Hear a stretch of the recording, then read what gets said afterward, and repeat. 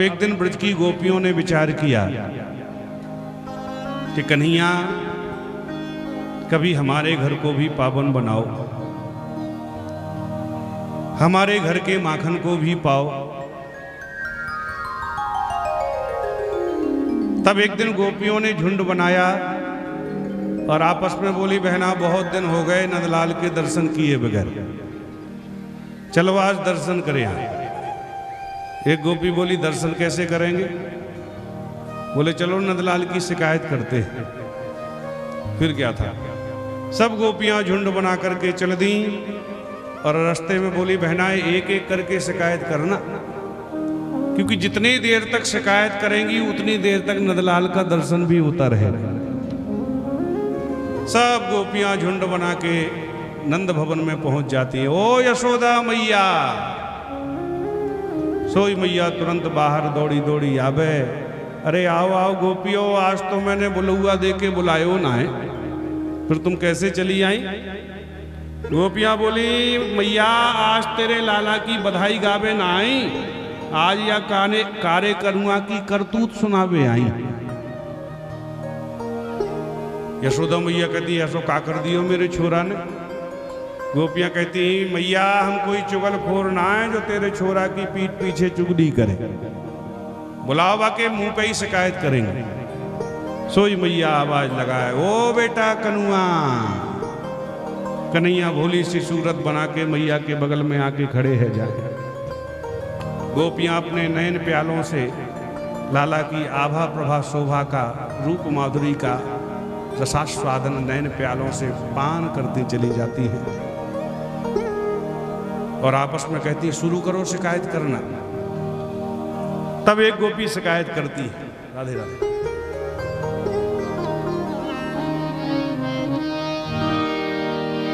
बतसान मुंचन कुचित समय, क्रोश संजात हास, क्रोश संजात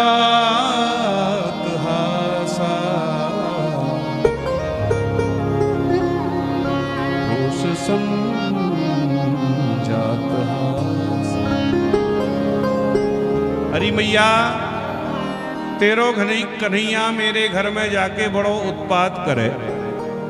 मैया बोली, का कर दियो मेरे छोरा? बोले मैया मेरे घर में मेरी गैयन के बछड़ा छोड़ दे भाई।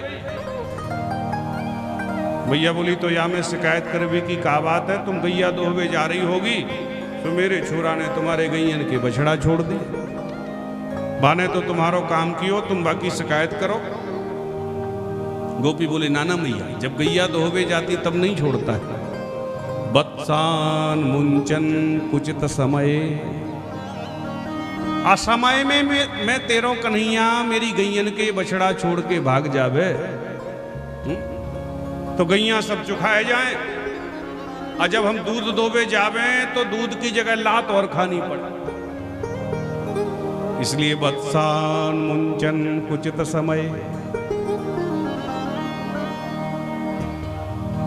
श्रीमद् भागवत के एक महान टीकाकार हुए हैं श्री वल्लभाचार्य जी महाराज, जिन्होंने सुबोधनी टीका भागवत की लिखी है। यहां पर बड़ा अच्छा भाव वो देते हैं, मानो इस लीला के माध्यम से गोपी कहना तो कुछ और चाह रही है। मैया तेरो कन्हैया कोई साधारण ना है। कौन है तेरो कन्हैया? वत्स कौन है? हम संसारी जीव ही सब वत्स हैं, जो जन्म मरण के खूंटे से बंधे हुए।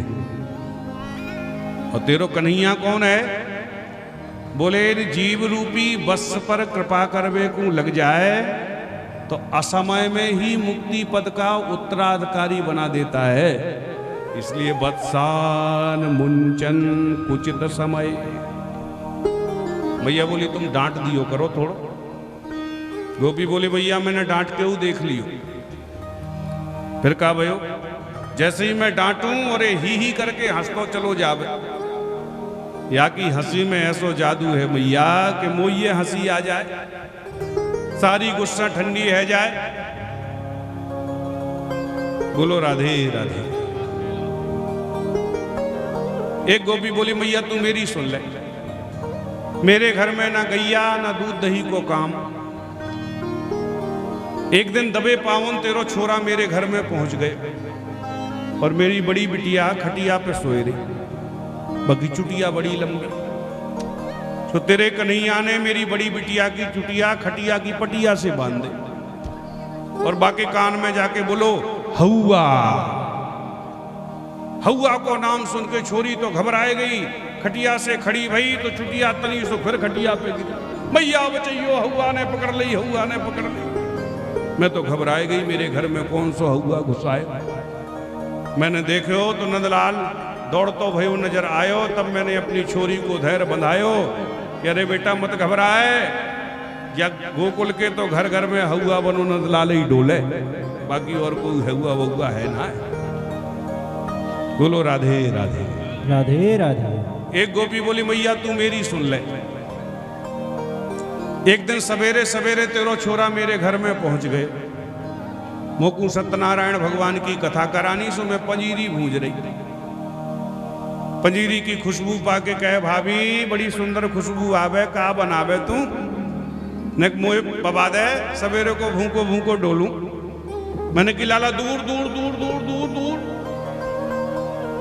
पहले की माताएं भोजन बनाते समय बड़ी पवित्रता का ध्यान रखती थी, नहा धो करके स्नान करके तो रसोई घर में प्रवेश करती थी। आजकल की माताएं तो अगर पकौड़ी बना रही हो तो 2-4 गटक लेती हैं और कोई देख ले तो उत्तर मिलता हमारा थोड़ी नमक मिर्ची देखी ठीक ठाक है कि ना।